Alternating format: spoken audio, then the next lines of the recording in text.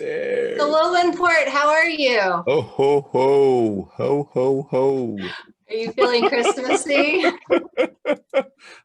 I'm feeling Christmassy around here, but no, I'm just enjoying the day, enjoying the the process of getting to it, right? Regardless of that thing that's going on right now that keeps people out of the streets and etc. I'm going to enjoy myself. I'm going to have fun. I'm going to live my life like it's golden. How are you doing? I'm good. I'm the type of person that my lens is always on the, how can we do this better? Uh-huh. So I've been a little irritated over the last 2 weeks, to be honest. Really? Yeah, because I think, one of the things, and it really came up in a conversation this morning with a colleague, where when we become more sensitive to our message, right? So one of my messages is leadership Mm-hmm. and how leadership trends are changing from what Gotcha. I call the traditional alpha leadership model to the beta Gotcha. leadership model, where the wolf pack leads from behind. Uh-huh. And in that, I've become more sensitive to the alpha ego leadership ways, let's say, Mm-hmm. ways that people do that ego leadership thing. And it's been grating on me like sandpaper because it's so obvious. Like, it's right out there on the surface. It's right in your face constantly. Gotcha. And, at first I was like, okay, how do I release this? How do I get right with this? Is it stuff within myself and all of this? And then I realized it was, and this colleague said it, she said, your sensitivity to it is what, your heightened sensitivity to it because of your message, is why it feels like sandpaper. It's almost to say, to call attention to that. Mm-hmm. Is to say, this is supposed to be grating at you because you have a message to share about it. Gotcha. Gotcha. Otherwise, you just keep doing what you say your clients do, which is to talk about something that's bothering them and then just easily go, but it's okay. And you would dismiss it. But when it's grating on you, you can't dismiss it. Gotcha. You have to keep attending to it. And she's absolutely right. That was the blind spot that I had. I was trying to work on, like, what is this saying about me and how do I work on it within me? And granted, there were some great things that came up around that, Mm-hmm. but it just, that grading wasn't going away. And it was almost getting more and more. Yesterday, I had a conversation with somebody new who's new to my BNI chapter. And I always find that when I go out of character, this is how I call it, going out of character. I have those brief moments where suddenly my message is leading, right? And then the conditioned self goes back and goes, what were you doing? Why did you, like, you need to go apologize, you need to go back, make that better. You need to go back and do that differently.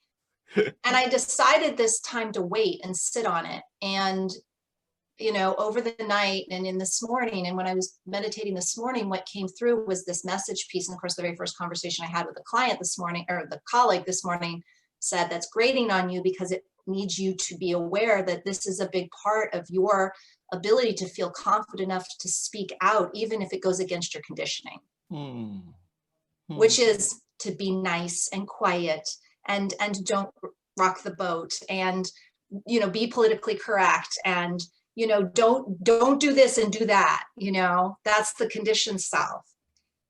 And those moments when suddenly I'm being called outside of that conditioned self to deliver a message that I'm like, oh God, because we're in ego when we worry about what other people think. We're in ego when we're like, oh, what is that going to mean about what they see in me? Are they going to like me? Are they going to, what does that mean about me? It's not about me, it's about the message. And I have to be bold enough to serve that message. That's what came through, because suddenly it wasn't about apologizing for saying something that might have been too bold. It was when I really looked at the writing on the wall and the trend and what I was picking up from the person, I realized it's what I do with my clients. It's what I do with everybody, is that, and it's like you, when you send me text because it comes through you that you're supposed to deliver this message, is that one of my deliveries happens to be bold. And if I don't own that, I'm going to be constantly apologetically showing up as who I am. So I hear you, and I'm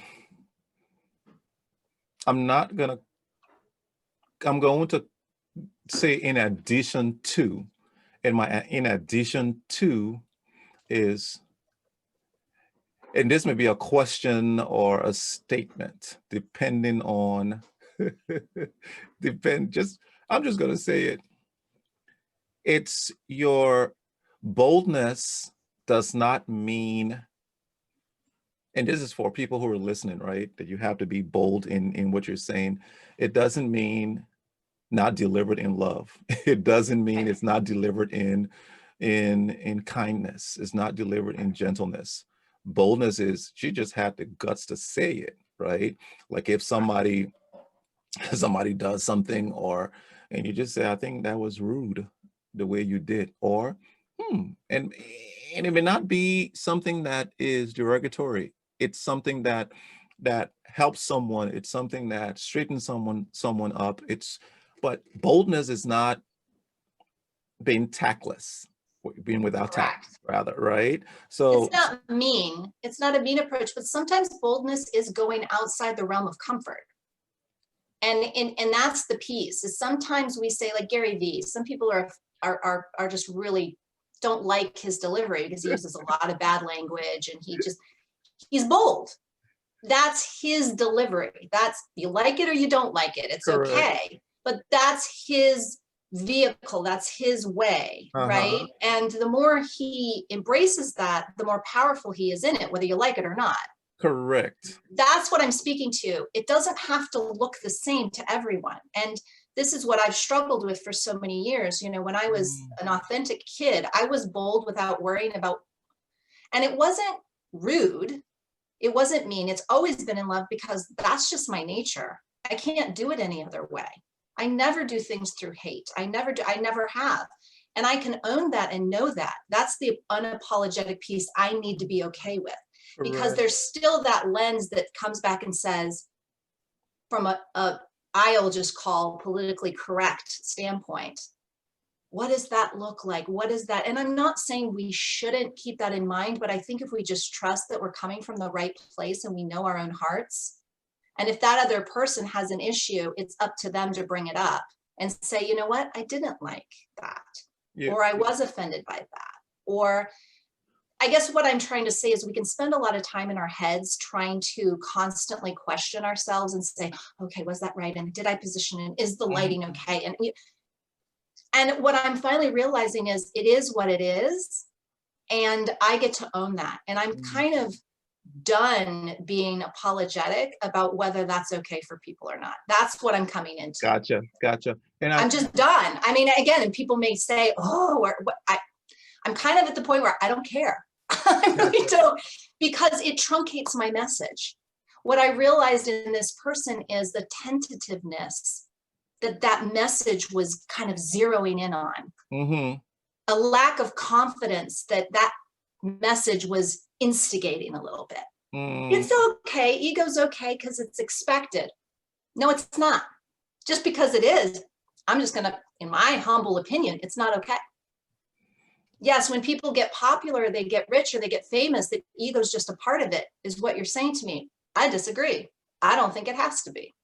That's the boldness I'm talking about, is to come back and not disqualify the other person's opinion. Just say, it's not mine. You know, I think it's the way I process what you just said, the way I operate in that space is, what are my motives? As long as my motive of delivery, it's not to hurt, to if it's to encourage, if it's to improve, if it's to do, because it's mostly, and it's different from what the world hears, is different from what the world usually what it sees as normal, right? If my motive is right, I'm going all in. I'm going all in to deliver it, regardless of how you will feel, but I'm delivering it with surrounded in a package of gentleness and kindness and loving. But I'm gonna say it. Bill's on here. Hi, Bill Irwin.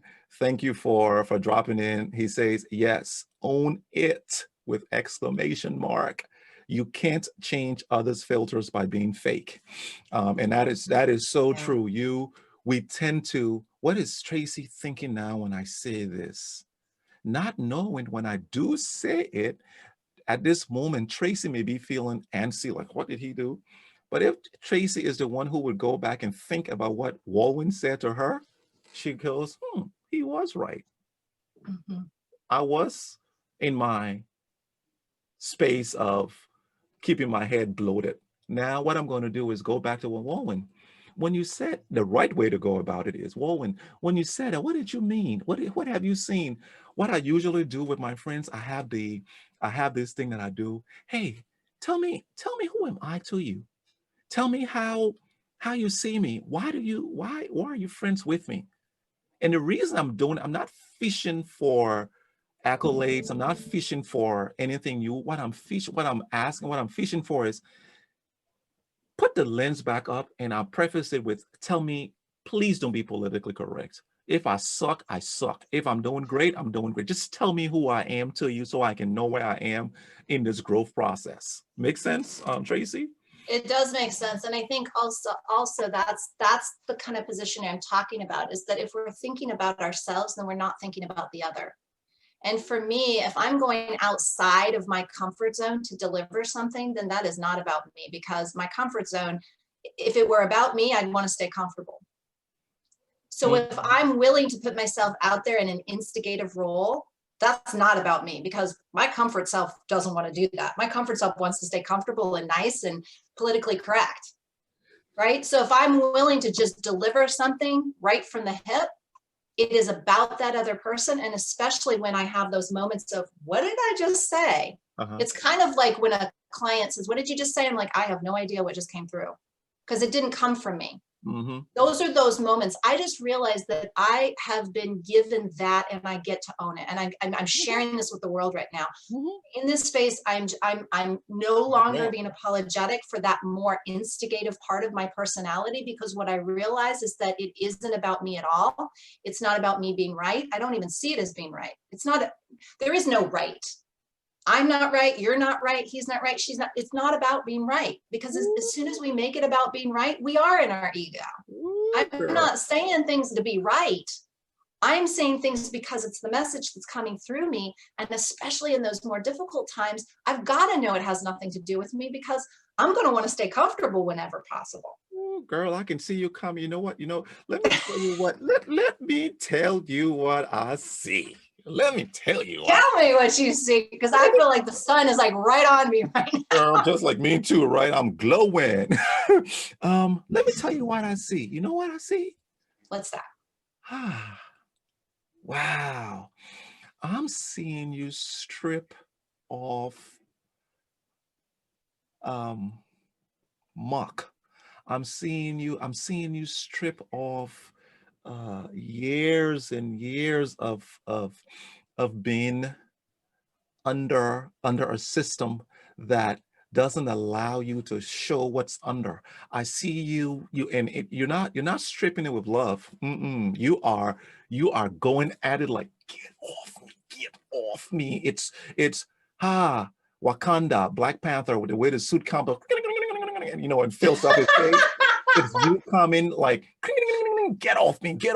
And what I know, and we all need these moments, because when you strip these things and your true self shows, oh my goodness, that's when Wonder Woman starts to operate. That's when Superman starts to operate. Why? Thank you, Lord. Why does superheroes have to change that thing they conform to the world? They're wearing, Clark Kent has his glasses and he's a writer, and everybody's like, oh, Clark. And it's time for him to do what he was really placed to do here. He has to strip off that stuff to get in what he truly is, to perform. So what I'm saying is you're coming. I'm gonna call this your coming out day. This is my brother's birthday. By the way, happy birthday, Nansen. What's his name? Nansen, Niahson. Nansen, happy birthday. Yes. How old is he today? He is, gosh, 52 maybe, I think. Wow. Oh Yeah. man, you guys, we're the same age. And oh, really? Wow. Okay, big sis. But no, it allows you to walk in your truth, in yourself. And it's what Verlin, my wife, says, I can't wait to get old. And I said, why? She says, man, Wulwyn, old people can fart. They don't care. Old people can say what's on their mind. They don't care. They just tell you and just look at you like, what you got to say? Say it. Because I said it, right? Bill goes, you can defend authenticity. If you are not authentic, you come from a position that you are playing a Yeah. Oh, role. That is great if you are an entertainer, but not if you're trying to affect change. nice, Bill. Nice. It's Drops the true. mic on Affect that. change. That's the key piece. And that's to your point of what is your intention. You know, not everybody's intention is going to be the same. Some people's intention is just to survive and get by, right? They're like, I don't want to I don't want to start, waves or cause issues because that's okay. Again, there's no right or wrong. Correct. It's just where I am right now. I realize I'm more married to my mission than I am to being comfortable. Purpose driven. Totally purpose driven, mission driven, legacy driven, whatever you want to call it. Like, it's not about me. And I realize it never has been, but I think I've been listening to the voices. I mean, and it's hard not to, right? When you're a kid and you're told, no, you're wrong. No, stop being that way. No, you're too this, you're too loudmouth, you're too pushy, you're too. Wow. And you want to fit in and you want to belong. Wow. And yet there's this fire in you that just wants to push back. And I've been really playing with this idea of it's not resistance that I'm feeling. So this pulling off that you talk about, it's not resistance, it's boundaries. This isn't mine. Like, no, like, and the voices keep coming back. Yes, you need to do it this way. I'm like, no, I don't. I get to do it like this. And I think what's different now is that I'm not resisting the outer voices. I'm not resisting. I'm acknowledging the inner voices that I have adapted or adopted the outer voices inside of me and saying, you get to just give it a little bit of time and see if some higher perspective overshadows that conditioned voice. And that's what I'm finding. It's not a resistance, it's a this and that. Which one resonates more? And that's what happened in my meditation is I just gave it time. Yesterday was that knee-jerk reaction of, oh gosh, I've got to go back and apologize. I need to do all this stuff. And what will she think? And all of that, right? And I sat with that and acknowledged it and honored it. Didn't try to resist it. Correct. But I gave it time. If I still feel like this by the end of the day tomorrow, I will make that phone call. Yeah. But what came through was, and is always the case, and we could say I was right, and I don't look at it as right. I look at it as my message came through for a reason.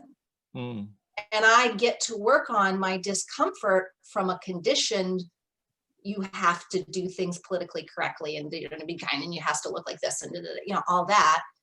That's always going to be a voice within me. And it's always going to be a voice that I get to listen to some extent and give it a space and say, okay, what do you have to share with me? Like, what value do you have to bring to the table? I'm not to kind of quiet you. Yeah. But at the same time, I've given that voice a lot in my life, and I haven't given this other part of me that is the warrior deliverer. Like, it's like the Amazon deliverer, like you got to make it through whatever to get to that Amazon delivery where it needs to go by the time it needs to be there. And I get to be that part of I get to give that voice a little bit more credence and a little bit more room at the table too. So how limiting do you think that previous self was to your progression? Oh, that is the best question. You are spot on. What is sexy? Okay, now here you bring that question. That is the question of the hour. How small have I been playing by listening solely to that voice? Again, I don't think any of these voices should be quieted. I think they all get to have their say at the table. However, nobody gets to be the determinant. What the determinant is the higher self that comes through and illuminates the whole story. And that's what happened this morning, is it? And the illumination was, none of this had to do with you. The only part of this that had to do with you, that's why I brought you out of character to deliver it, is that you were the messenger. That's the only part that had to do with you. Wow. The rest of it was you delivered it for this other person. Now, I'm totally not attached to what they do with that. Maybe they do see me as a complete jerk. Maybe they don't understand when it came from. And that's not my job to make that better. And that was what my ego thought I needed to do, is control. It's a sense of control. Like, if I apologize, I can control the situation so that she likes me and that everything is all nice and quiet. And, that's control. My knee jerk was to go back and try to control it to my advantage. Yes. And what I realized was, it was never about me. I was being asked to deliver a message that could potentially be beneficial. So where that's kept me small, to answer your question, is that I believe that that's what we're all here for, but I know that's my mission. Correct. Is I am a catalyst. I am a messenger. I am a servant leader, in the sense of, yes, I have visionary, talents and what's new and innovative and different. And I will always bring that to the table. But the way in which I'm meant to bring it is through messages that are not about or for me necessarily. I mean, I can benefit from it by being who I came to be. Correct. And knowing I'm in my rightful role.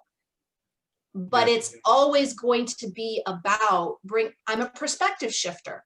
Gotcha. I said this to a client for the first time ever. And it really made me stop and realize that I'm coming into my power, because I said, I don't know how this is going to sound. This is somebody who's worked with me for almost 2 years. I don't know how this is going to sound, but what I own is that when I come into people's lives, they change for the better. Yep. And whatever that means, to whatever you want to call that, that's what I'm here for. Now, sometimes that delivery is going to come through like it did yesterday.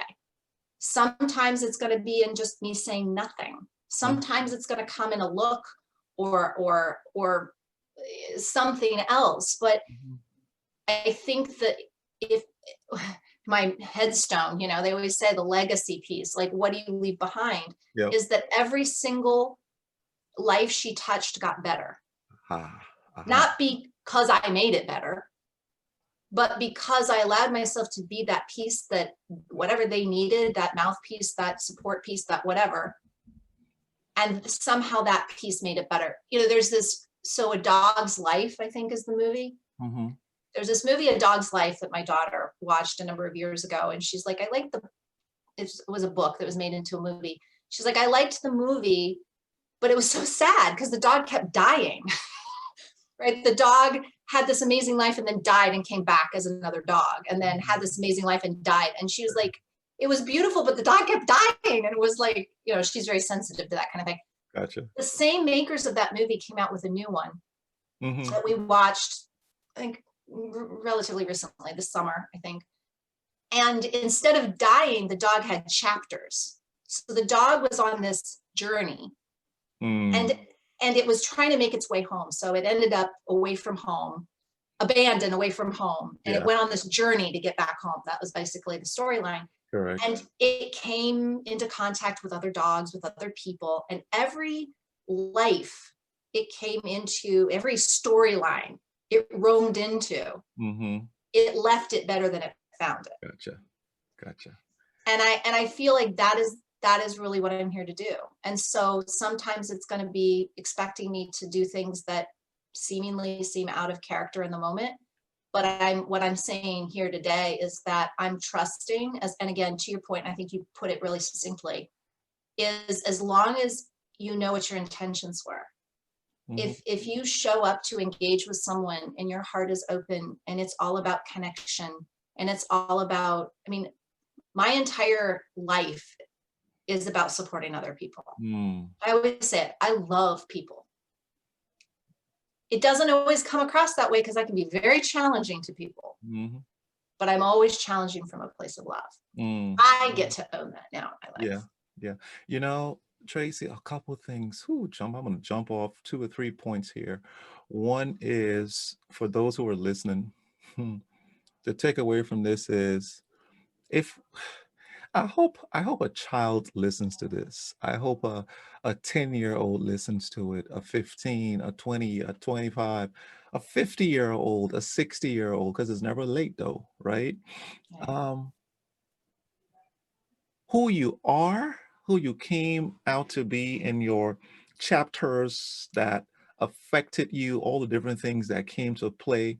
I pray that you remain who you are and take the best of the effects on your life and make other people better. One.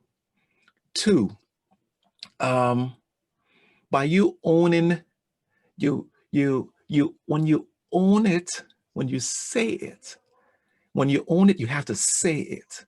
You have to say, I am bum, bum, bum, perspective changer. When I'll tell you a quick story. I played basketball in Liberia, yeah, da da da, came to America, didn't touch it, thought it was a failure. I think we talked this before. And what I found out was I extract greatness out of people. It just comes out naturally. I extract greatness.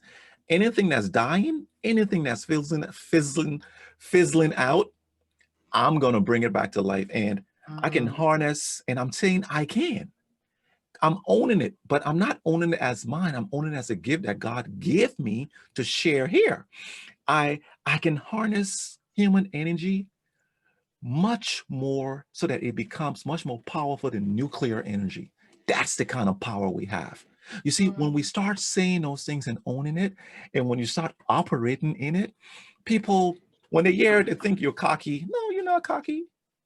You're cocky when you're not doing it, and you're not humbly saying it.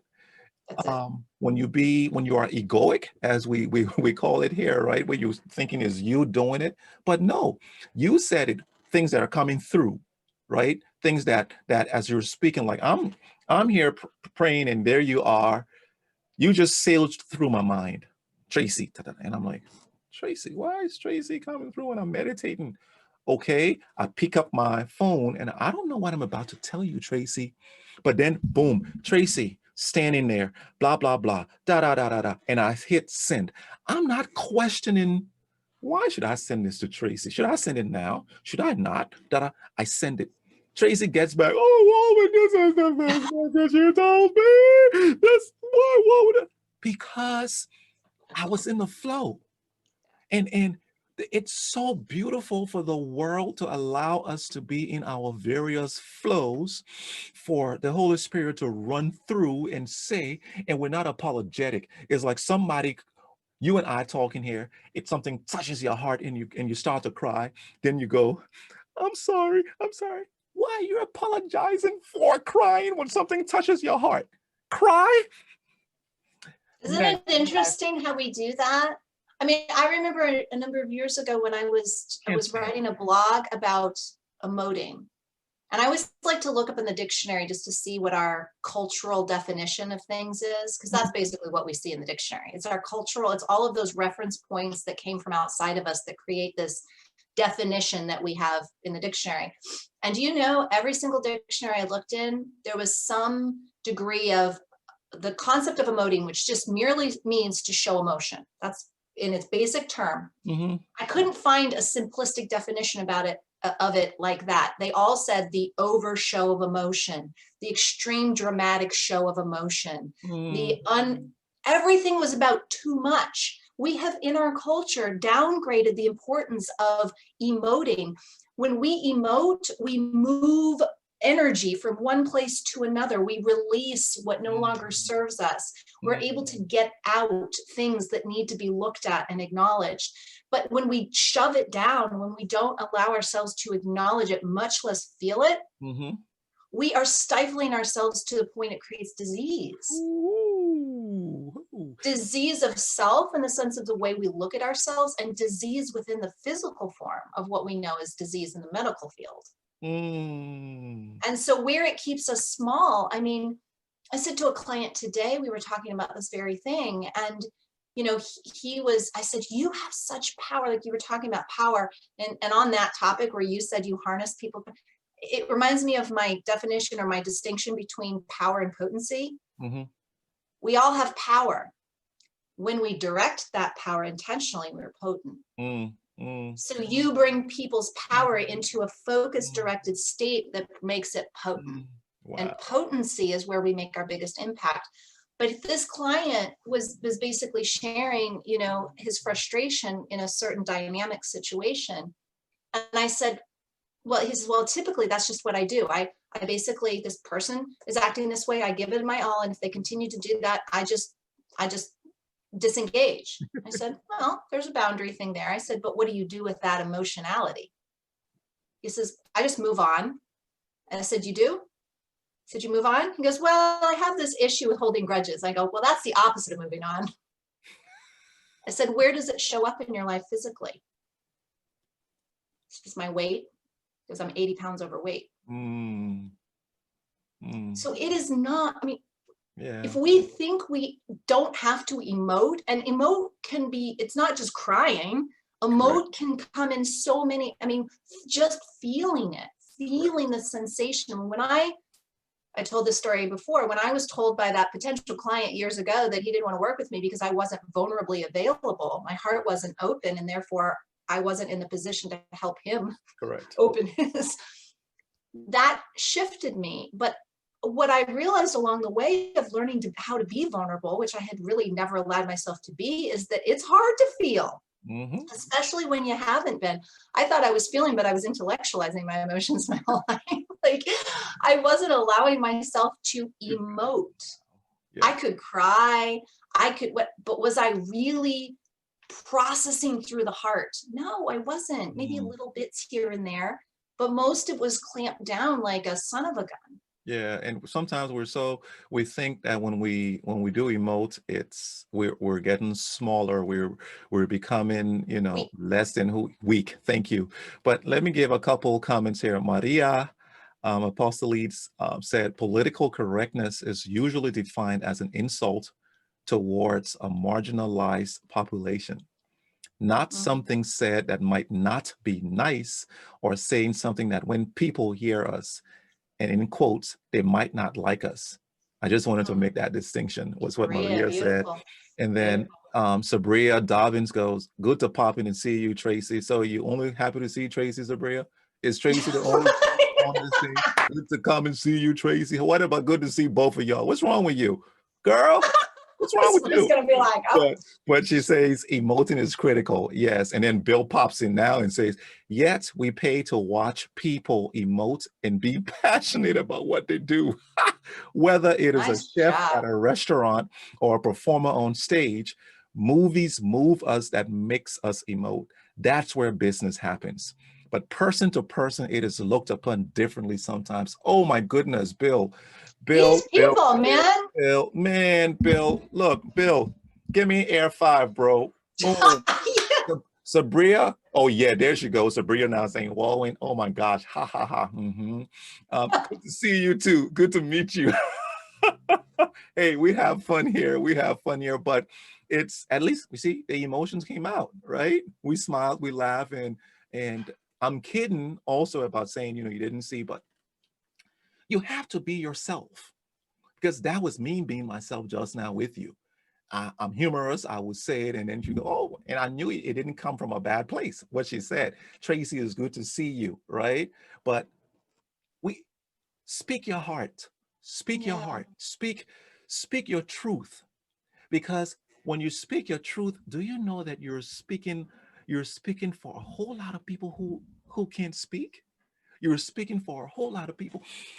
Every time you get in a room and you say, hey, oh my goodness, Walter Honeycutt is here. And now Walter just said, well, when I came to see you, yeah. Walter. he's teasing, he said. And Traci, when we represent in that group and say, hey, I have a question, or I don't like the way you're doing this, or I do like the way you're doing this. There are so many other people in the world who aren't even able to speak. And you being able to emote and do what you say puts a record on the planet that Traci said it, Sabria said it, Walter said it, Bill said it, Wulwyn said it. And as much as we think it doesn't make a difference. But do you know how many people will listen to what you said at that moment? If it was one person who gets it, they will go and take it, and it's going to be exponential. So don't overlook. I heard something. It takes 2%, 2% of the people to make a change in a society. 2%. It's a tipping point. The Yeah. tipping point, Traci. Yeah. So Traci, Yeah. please take off that. Take it off, sister, and be I am. It's no longer, 24/7. I have no control anymore. It's just And kind of coming what we're out. talking about here is to Traci summarize this piece on what you were feeling and how you started this particular program. For those who came on kind of you'll need to come here at 1 o'clock. Don't come here at 1:30, Walter. What's wrong with you? Put you in it. So go ahead, Traci. Explain this thing so they know where we are. Catch people up so they could be on the same page as us. Yeah. So, I mean, really what I came to the table, kind of expressing at first was this itchy that wouldn't leave me alone, was just, and it came out in kind of irritation, and again, irritation around what is this thing that I'm picking up in others, that I just, it's the control, manipulation, not showing up authentically, feeling like we have to use power plays in order to feel significant. And, to Bill's point, we use the surrogacy of movies and watching other people's lives that we see this emotion because we're not learning to do it ourselves, right? We're surrogating our own ability to be able to tap into those emotions ourselves. We need others to kind of pull that out of us. And it was chafing me watching other people in these power positions not being authentic. And I'm like, what is this? And what came through for me just recently, after probably, this has been about a month and a half, but just in the last couple of weeks, the hardest, is that I had been clamping down on my own authenticity and my own calling, my own authentic self, if you want to call it that, but my own genius. And I can now knowing, I've been saying it internally and every once in a while externally, like I mentioned, I said to that one client, people's lives I touch get better. And I just know it. I see it every time. And I'm willing to own that, not because it makes me a more powerful, better, look how much I can do for you kind of person, but it's just, it is what it is. That's what I've noticed. That's the trend I've noticed in my life, is everybody's life I touch, it gets better. That's my intention, is to support. I want to be that leader that leads from the supportive role. That just is so natural to me. I mean, this was a conversation I had with this colleague as well, is like, people keep wanting to put me in the front, and they're like, you're a natural born leader. You're that alpha person. And I'm not. I mean, everybody thinks I'm, and a very outward, person. I'm really very introverted. I'm not an extrovert, but everybody's been telling me my whole life, well, you want the center stage, you should be here. And I finally am like, no, that's not my authentic place. And all of that feeling like I need to pull it off is really just me owning and saying, I don't need to resist. Somebody can say, thank you. Thank you for feeling that that's where you feel I'm supposed to be. I actually feel that this is where I'm best placed, and just own that space with unapologetically and graciously. But I think that's the piece too, is that we need aggression, and we need to prove a point, and we need to be right when we aren't owning who we are. Correct. When somehow I spent most of my life fighting other people's opinions of me. Like, no, that's not who I am. And then they wouldn't listen. Well, that's who you are. You're telling me who I am? Like, thanks. Correct. I mean, maybe that's your interpretation, and I'm totally open to hearing that, but don't tell me who I am. Correct. And so I'm done doing that. That's basically my point that I've been making this whole time. I'm done playing the game of you telling me what you need from me, or who I am, or where I need to stand, or how I need to do it. I'm going to determine that, because I know that ultimately I'm doing it in whatever way I'm being called to do, not for me, but for you. So that's where, but you need to watch how she said it earlier. Now she's cool. She was going now. But So that's what I've been going, what I've been, shoot, that was the answer to your question, how are you? And that was your last 2 weeks we did in 40 minutes. You know, we got to do a study on men and women, how long men speak and how women speak. Tongue in Oh, I'll cheek. tell you, some of my clients talk way more than I do. But here's the deal. Here's where I've been. And I'll be short. I like it short. Um, I've been thinking and meditating i- in moving myself out of the fringes, moving myself from the middle, going to the fringes and putting God in the middle. And what does that look like? It's me being present, and present as in now I'm hanging with you, Traci, and I'm hanging with the rest of the individuals who are on here, and I'm being present to give my best. But more so, as I was meditating, it was on Friday.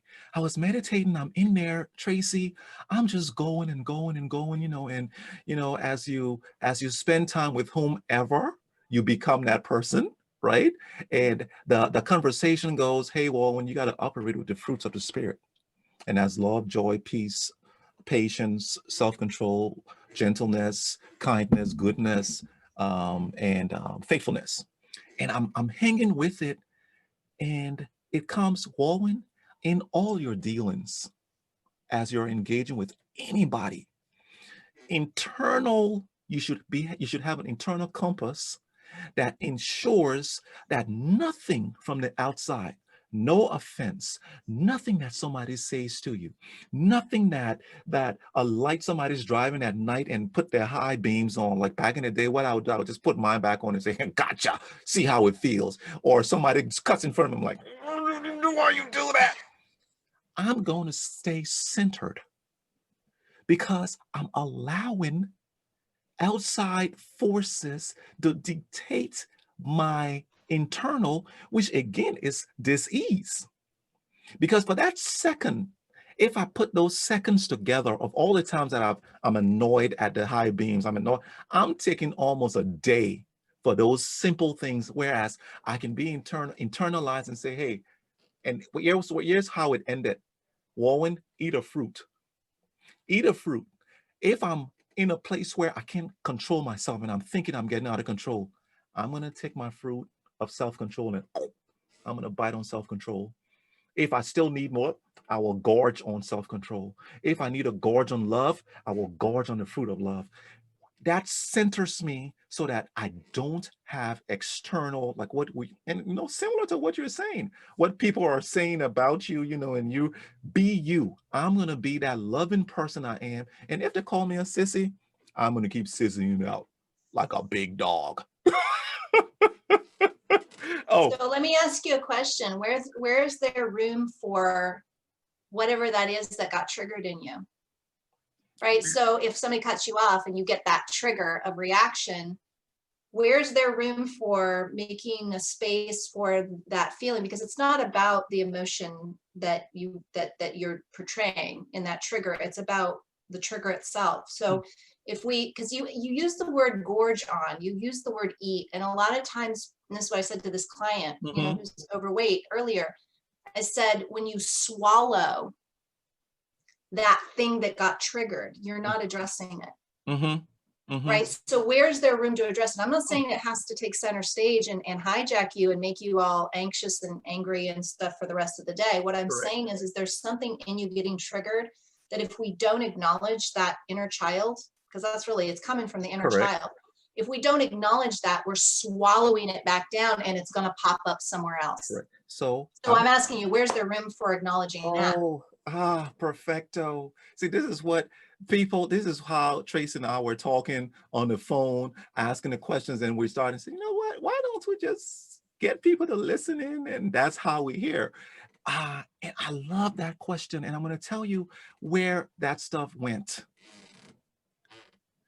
I sat in a previous meditation and I had these triggers occur.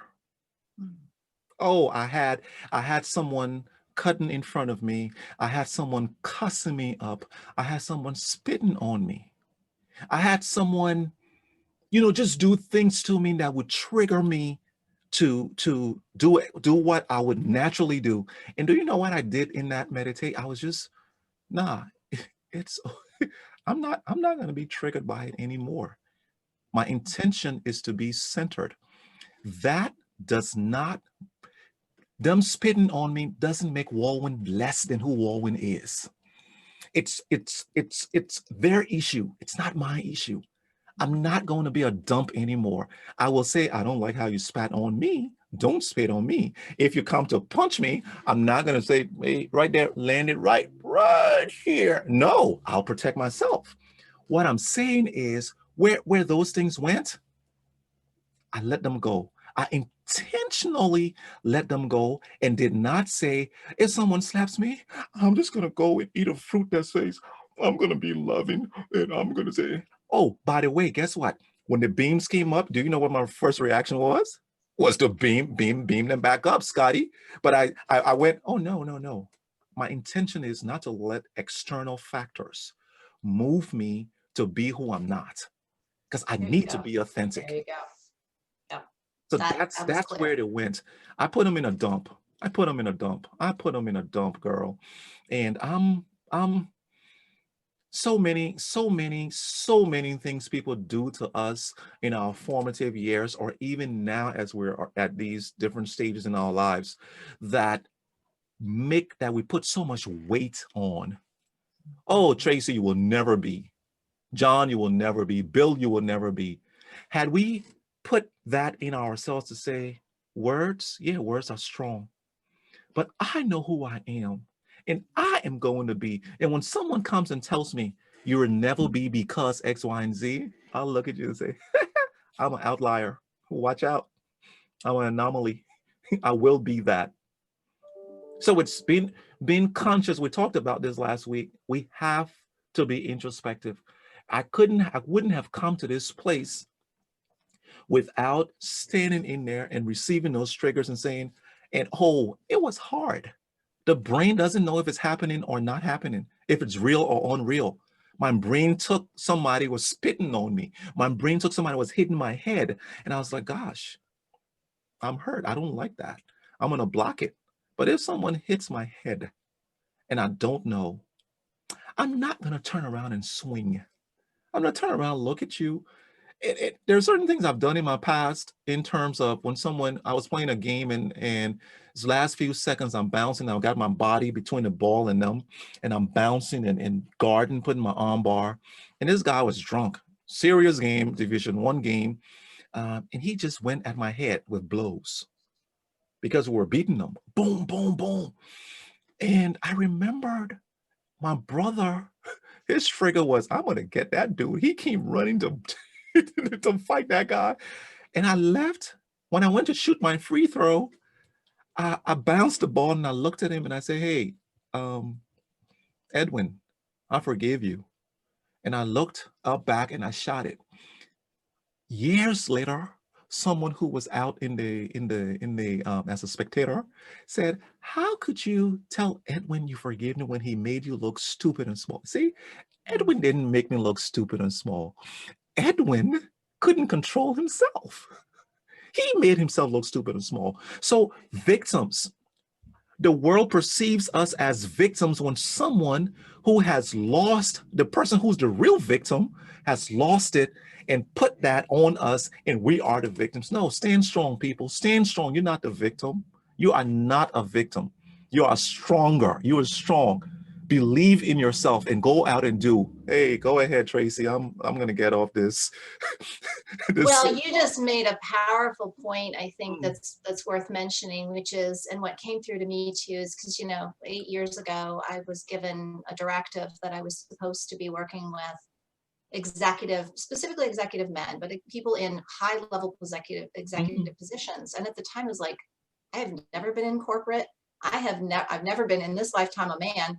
Why am I being called to work with these people? And what's really been recently coming up is those power plays, those typical, again, alpha, specifically alpha male, but the alpha way to leadership, power plays, being in control, manipulating, all of this that is throughout time. Yeah. Any leaders have been the ones that squash those who they can't otherwise control in other ways. And that's kind of been what we've expected from leadership. If you don't do as you're told, you're going to be squashed, or you're going to be put in a really awkward position. Mm-hmm. And that's the form of leadership. And it's been grating on me. And it suddenly occurred to me after I had this conversation with the colleague, I'm like, I am being primed, because if I don't start learning to shift my own reactive behaviors towards those behaviors, then I cannot be the instrument in this realm that I'm meant to be, right? So it's like inoculating myself on the power plays, inoculating myself from the ability to be, to be affected in that way, because I can't be effective if I'm affected. Yes. And I'm really meant to be there to get a close-up view. So the grading is to show first, what is it that's bothering me? What do I need to cleanse, and to your point, release within myself that's going to make me reactive instead of responsive? Correct. Because I'm going to have an effectiveness in this arena if I'm responsive. Yes. Right. And so that's what I'm hearing, is that the reason these things come to us is because we're supposed to be entering that arena. It's calling us to that very space that's most challenging us. So not just for the lesson, but in my case, perhaps to my legacy. I mean, because I know without a doubt, because it makes no sense. I always say, when it doesn't make sense, it's your calling. Because your brain thinks you're supposed to be going in this direction, and your calling is like, no, you're going over here. And you're like, your brain's like, that makes no sense. There's your calling. That I know from working in this realm long enough in coaching is I'm about ready to explode in that arena, because I'm being challenged at the levels that are going to prepare me for that in every way possible. Like I said, inoculation, front view, like being able to walk the walk, being able to provide a different form of leadership, be able to tell the hard truths without worrying about how that's going to affect people's feelings, because it's coming from a place of love, like all that stuff. I'm sharpening my teeth on it right now. Yes. Because it's only going to make me more effective in that space that I'm being called to. So what I just heard you say, and this is what eavesdrop is, you come and eavesdrop and get a nugget and take along with you. As you are, to the listeners and to you and I, to us, Traci, whatever mountain that you've been called upon,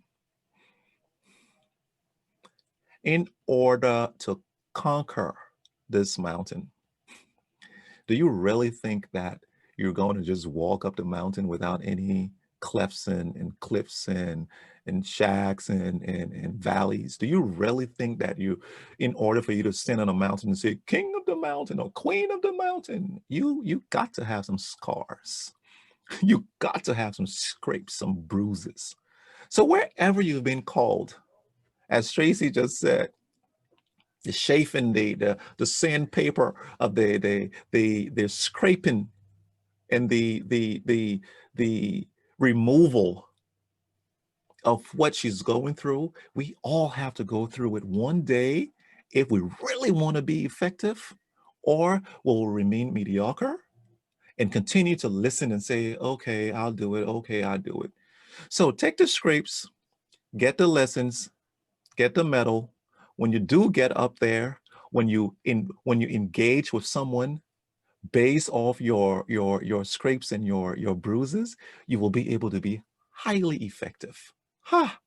Traci, we got 3 more minutes. What you got to say in one, what I got to say in one, and then we tell them bye. Yeah.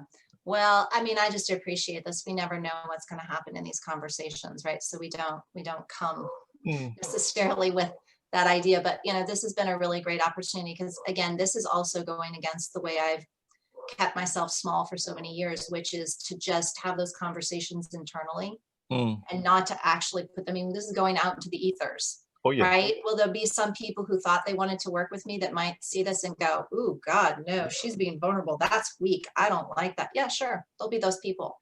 Peace out. I won't be able to be effective with them because they'll choose not to have me be effective with them. And that's okay.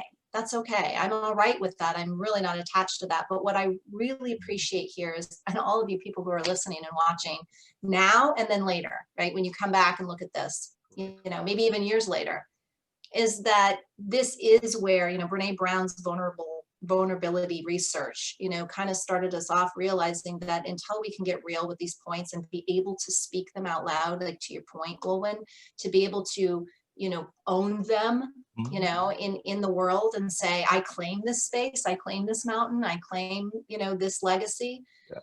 then we really can't be fully showing up in it. So I just really appreciate this, you know, those of you who are out there listening, kind of providing and holding space for me. And hopefully, you know, that will allow me also to stay accountable, because now I've said it to the world. So if I try to crawl back in my hidey hole, yeah, not so good. Pull you out. So we had, I told Traci to start doing that at 1:57. Now it's 1:59. She didn't leave me anytime. I love you guys. Thank you so much. You are being hard ass with me today. I love it. You know, that's how I tease you all the time. I really didn't have anything to say, but it's always a pleasure sharing this with you. It's a pleasure to come in and just talk, speak, tell stories, you know, stories of clients, story of ourselves, and help people along the way. We thank you so much for listening in. Like the page, tell us what's working, what's not working, tell us ideas to improve. Hey, this is our big experiment, this is our sandbox. We love you. Go out and subscribe to the YouTube page, and see you in 2 weeks. Bye-bye.